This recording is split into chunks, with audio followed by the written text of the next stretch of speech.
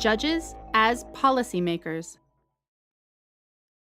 In America, judges resolve disputes, but they also act as policymakers. In order to understand how this works, we need to know a little bit more about the role of the judge in our legal system. There are a number of different legal systems in the world. I'm going to introduce you to the four major legal traditions. First is the common law system. This is the kind of legal system we have in America. This system developed as a way to make the king's life a little easier.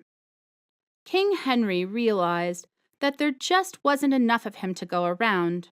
Perhaps he was spending too much time sentencing people to the dungeon and wanted more leisure time to enjoy being king. In any event, a system of king's courts developed.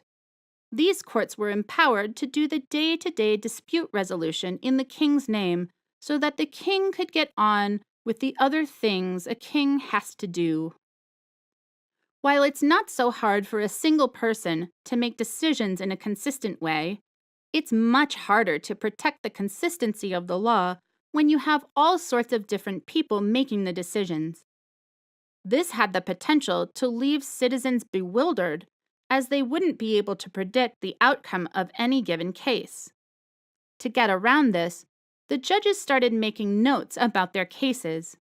They provided a brief recounting of the facts, a summary of how they decided the case, and a statement of the reasons for that decision.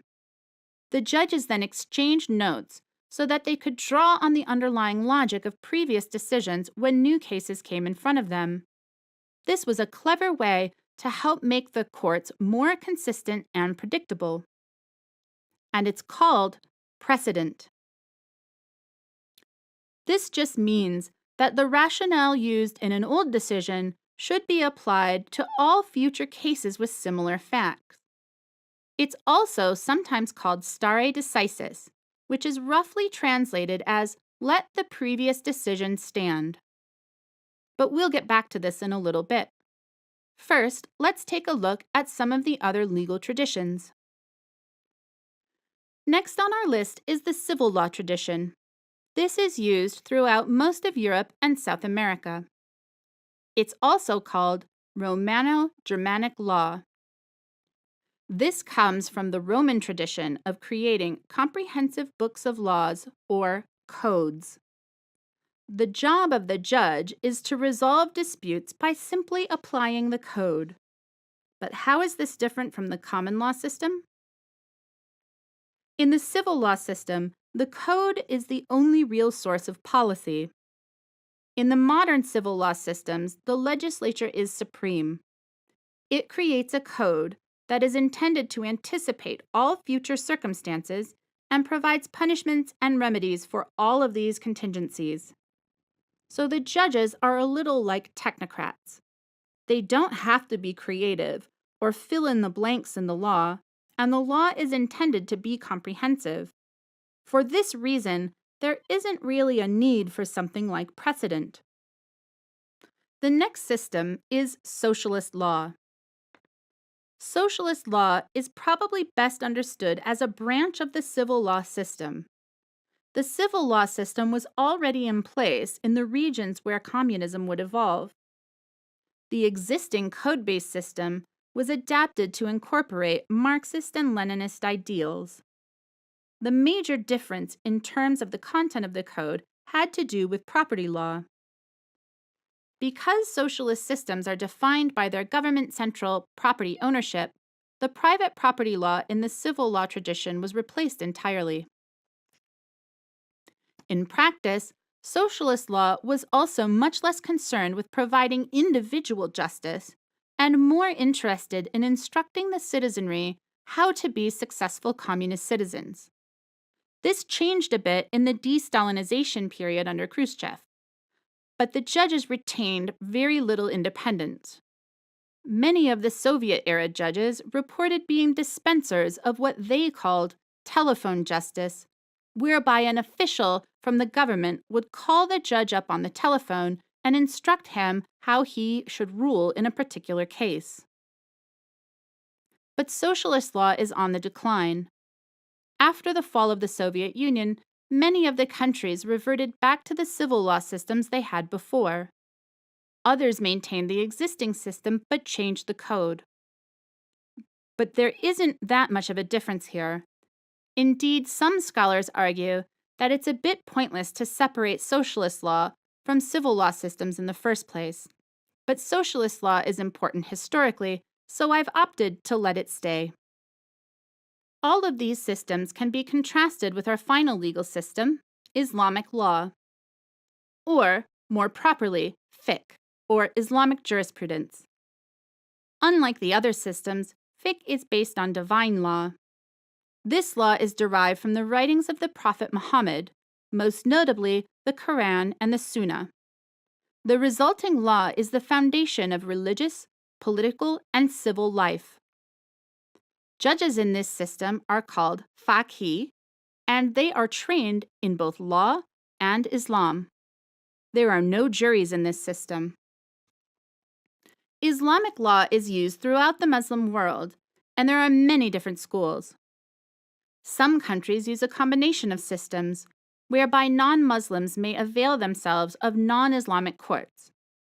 But some of the techniques of Islamic law are not all that different from the common law, especially since the judges or faqih are charged with interpreting the intent of God and the Prophet, distilling it into a set of laws for citizens to live by. Indeed, some of these techniques may have influenced the development of British common law. Here is a map of the major legal systems of the world. You can see that the countries in red are common law countries, and many of these are not coincidentally former British colonies. Civil law countries are in blue, and here the socialist law countries are not distinguished. Islamic law countries are in yellow, and hybrid systems appear in brown. Now, you might be wondering, but how does this explain judicial policymaking? All we've done so far is to talk about how the different legal systems operate, especially when it concerns the role of the judges. Well, it all comes back to precedent. Now you know that the precedent system is something peculiar to the common law system. So, the common law judge has a unique role in the legal system that civil law judges don't really have. In this kind of system, there are laws, but the law doesn't attempt to anticipate all situations. Instead, we rely on the judge to fill in the blanks through interpretation. Imagine that a local ordinance was passed in 1920 that prohibits the use of motorized vehicles in the city park. At that time, the city council probably intended to keep people from driving their Model Ts through the playground. But let's say you've decided to take your grandma to the park. She's got some mobility problems, so she's riding in a hover-round. An officer comes by and gives her a ticket for operating a motor vehicle in the park in violation of the 1920 ordinance. What do? You'd probably fight the ticket. So the judge would be able to look at the facts of the case and make a judgment call. Does the law really apply to Grandma's hover-round? Or does the word vehicle apply only to passenger cars? In our example, let's imagine that the judge is reasonable and rules that the law allows the use of personal mobility enhancement devices. Now, this judge has set precedent. Why is this a big deal? Well, Grandma doesn't have to pay a ticket this time.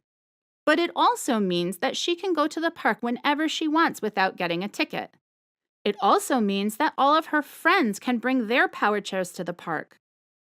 When the precedent is set by a higher court, like the Supreme Court, it is binding on all of the lower courts too. This means that people, including legislators, citizens, companies, and police officers, know that each time the court has to deal with an old vehicle ordinance like this one, they won't apply them to mobility scooters. So grandmas everywhere are free to roam the nation's parks.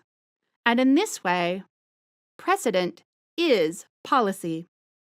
So common law judges are policymakers.